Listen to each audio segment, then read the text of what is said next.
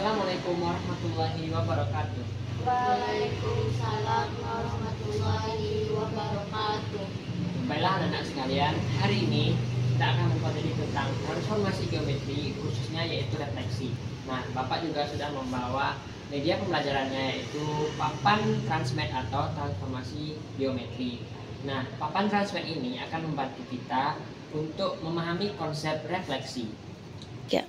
Untuk papan transmat ini sendiri terdiri dari 3 bagian, yaitu papan koordinatnya, kemudian papan pencerminannya, dan yang satunya lagi yaitu penggarisnya.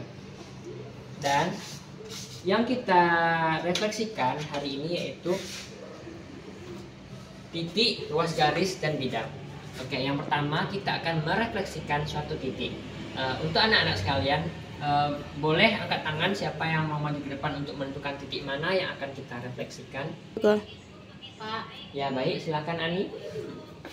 Coba. 3. di sini Pak. Oke, koordinat apa itu Ani? 4,5 Pak. Oke, jadi Ani sudah membuat koordinatnya 4,5. Nah, sekarang kita akan merefleksikan titik ini terhadap suatu ruas garis, atau di sini kita merefleksikannya terhadap sumbu Y ataupun sumbu X. Nah, sekarang kalian Tari, kita mau refleksikan titik ini terhadap sumbu apa Tari? X Pak. Oke, boleh. Oke, kita akan merefleksikan titik ini terhadap sumbu X. Nah, sekarang boleh Tari maju ke depan. Nah, di sini kita akan menggunakan papan pencerminannya.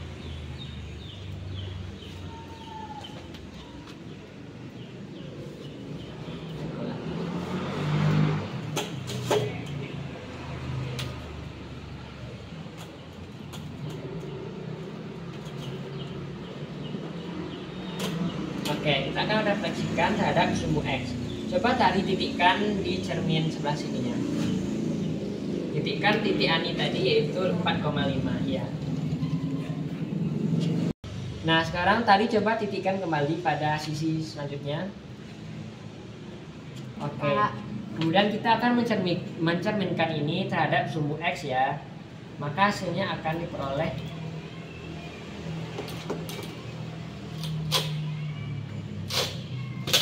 Nah, di mana bayangan titik 4,5 ini Tari? Di sini itu dulu Pak. Ini Pak. Saya Pak, bisa Pak. Sini Pak. Di titik 4,-5. boleh ditulis dulu Tari? 4,-5. Ya. Nah, di sini kita memperoleh titik 4,-5. Sekarang coba plotkan titik 4,-5 mana coba.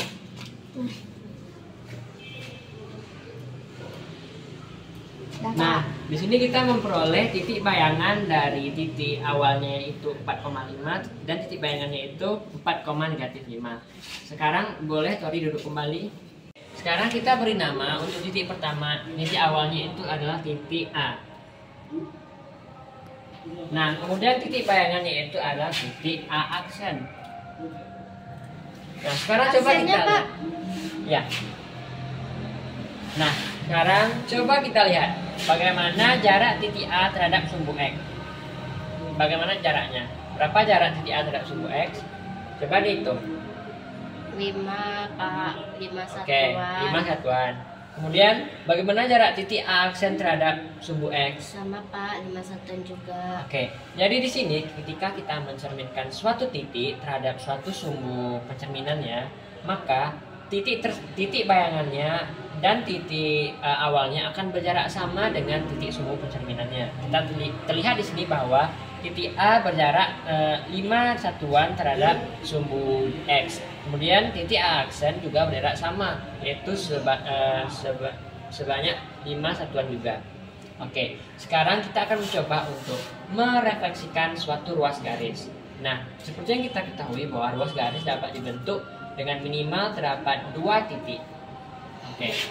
Nah, di sini kita akan membuat 2 titik sebarang terlebih dahulu. Kita hapus dulu titik A ini.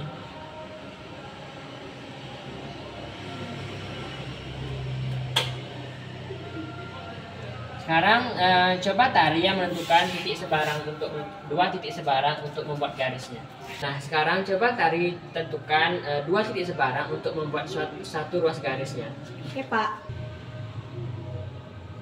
Nah, sekarang kita silakan duduk lagi Tari. Sekarang coba kita kasih nama bahwa titik yang pertama yaitu titik A.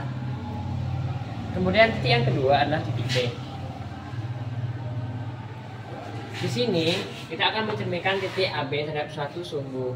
Nah, sekarang coba Ani tentukan kita akan merefleksikan ruas garis AB ini terhadap sumbu apa? Sumbu Y, Pak. Oke. Nah, sekarang coba kita gunakan papan refleksinya ya. Nah, sekarang coba Ani tentukan. Nah, coba Ani maju ke depan. Tekan sebelumnya dulu.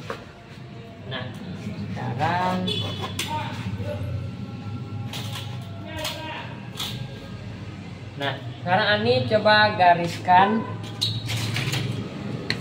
ruas garis AB.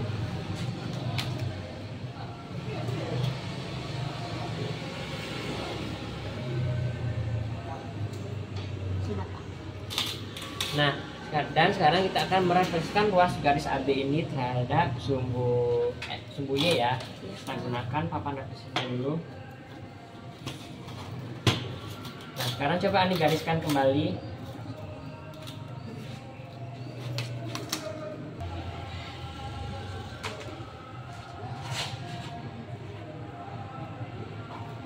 Oke, sekarang kita balikkan lagi ya papan refleksinya.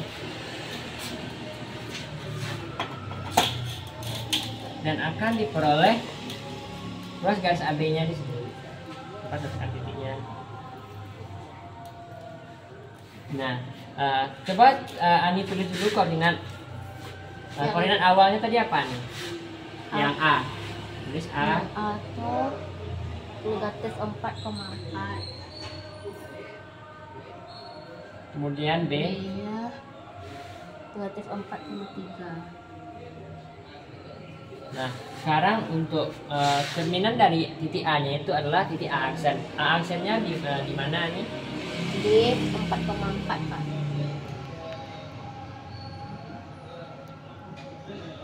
Dan B aksennya Di 4,-3. Nah, coba kita perhatikan bersama-sama. Ani silahkan duduk kembali.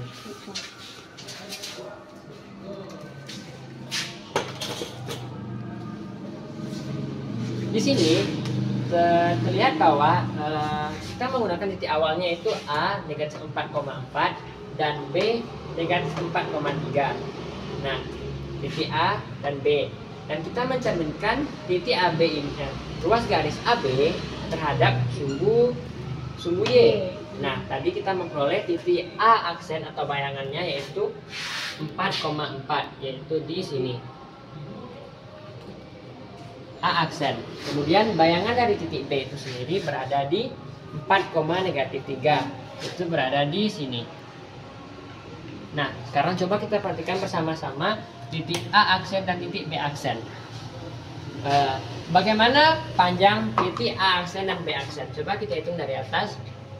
1, 2, 3, 4, 5, 6, 7. Sebanyak 7 satuan. Nah, untuk ruas garis AB-nya bagaimana panjangnya? 1, 2, 3, 4, 5, 6, 7. Nah, bagaimana hubungan panjang antara ruas garis AB dan ruas garis A aksen B aksen? Sama, Pak. Ya, benar sekali. Nah, sekarang kita coba menentukan bagaimana jarak ruas garis AB terhadap sumbu Y dan jarak ruas garis A aksen B aksen terhadap sumbu Y. Sekarang coba kita hitung dari titik A. 1, 2, 3, 4. Jarak 4 satuan. Kemudian A aksennya terhadap sumbu Y. 1, 2, 3, 4. Nah, bagaimana hubungan jarak titik A terhadap sumbu Y terhadap titik A aksen terhadap sumbu Y? Sama, Pak. Oke, sama juga ya. Nah, sekarang coba kita lihat untuk titik B dan B aksennya. Sekarang coba kita hitung. 1, 2, 3, 4. Nah, sekarang untuk titik B aksen. 1, 2, 3, 4. Bagaimana hubungan titik B dan B aksen kita? Apakah juga berjarak sama terhadap sumbu Y? Sama. Oke, sama. Nah, dari sini kita dapat menentukan beberapa sifat-sifat dari refleksi.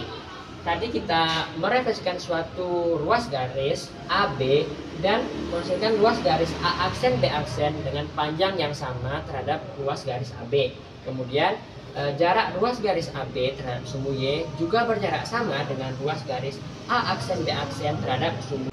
Nah, dari uji coba kita tadi, refleksi titik terhadap suatu sumbu dan refleksi suatu ruas garis terhadap sumbu pencerminan. Nah, kita dapat menyimpulkan sifat-sifat dari pencerminan. Apa saja itu? Ada yang bisa jawab? Ya, silakan Ani. Sifat-sifatnya yaitu jarak benda terhadap jarak bayangan sama, Pak. Oke. Kemudian ada lagi tambahan nggak? Ya, boleh Hani lagi. Bentuk dan ukuran benda terhadap bentuk dan ukuran bayangan juga sama, Pak. Oke, sudah tepat sekali ya. Dan ada tambahan juga, jarak bayangan terhadap sumbu pencerminan sama dengan jarak benda terhadap sumbu pencerminannya. Nah, di sini kita juga bisa merefleksikan benda-benda lainnya seperti bangun datar. Nah, bisa kalian sebutkan contoh-contoh bangun datar apa saja? Pak, Ya, silakan tadi. Ada persegi, Kemudian, persegi panjang, jajar genjang, trapesium. iya. Dan apakah ada tambahan lagi nggak? Layang-layang, Pak. Ya. Oke, benar. Ada lingkaran juga ya. Ya. Oke. Jadi semua bidang-bidang bangun datar tersebut bisa kita refleksikan terhadap suatu sumbu pencerminan. Dan ketika kita merefleksikan bangun datar tersebut, maka bayangannya juga akan berbentuk sama dan berukuran sama, dan jarak antara bangun datar terhadap sumbu pencerminan sama dengan jarak bayangannya terhadap sumbu pencerminan. Baik, itu saja yang dapat Bapak sampaikan pada pelajaran kita pada hari ini. Bapak tutup, lebih dan kurangnya wassalamualaikum warahmatullahi wabarakatuh. Waalaikumsalam warahmatullahi wabarakatuh.